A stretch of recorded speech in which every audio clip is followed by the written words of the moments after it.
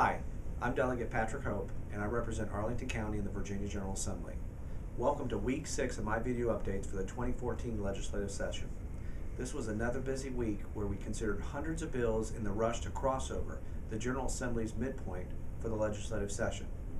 I have some progress to report on two very important initiatives. First, both chambers advanced crucial mental health reforms to increase the length of time authorities can hold people, as well as require state hospitals to take custody of people who are a danger to themselves and others.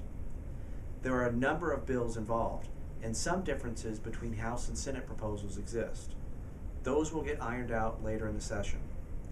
The major difference has to do with the time limit someone could be held in custody, or emergency custody order, would go from current law 6 hours to 24 under a Senate package of reforms. The House wants to increase the limit to only 8 hours.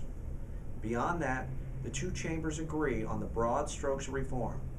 Both bodies called for a real-time database or a registry of beds available to public and private facilities so that authorities don't have to waste time calling hospitals looking for space. Both the House and the Senate support a bed of last resort policy that essentially says that if a bed can't be found in a local hospital or treatment facility within 8 hours, then the state must provide the patient with a bed in a state hospital. Former Governor Bob McDonnell included $38 million increase for mental health in his final budget proposal. It's quite likely that the House and Senate budgets, scheduled to be released this weekend, will contain much more money for mental health. But those proposals are just the tip of the iceberg. Virginia needs to devote more resources into a comprehensive fix to our mental health system. In my view, this involves more money for prevention, more money for crisis stabilization.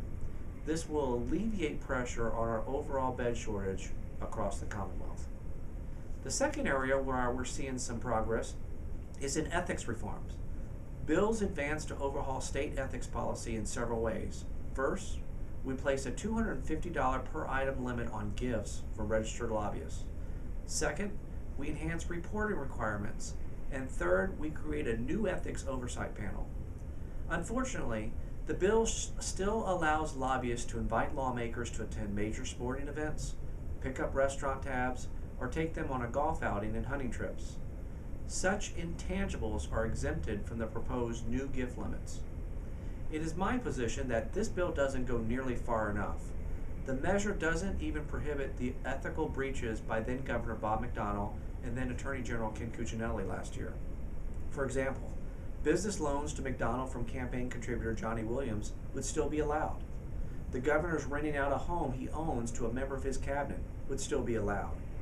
And Cuccinelli's acceptance of a Thanksgiving dinner from Williams while the Attorney General's office was representing the state in a tax dispute with Williams' company would also still be allowed.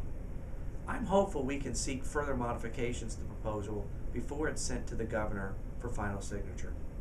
Finally, I would be remiss if I didn't at least acknowledge Thursday's historic decision out of Norfolk Court overturning the Virginia's ban against same-sex marriage.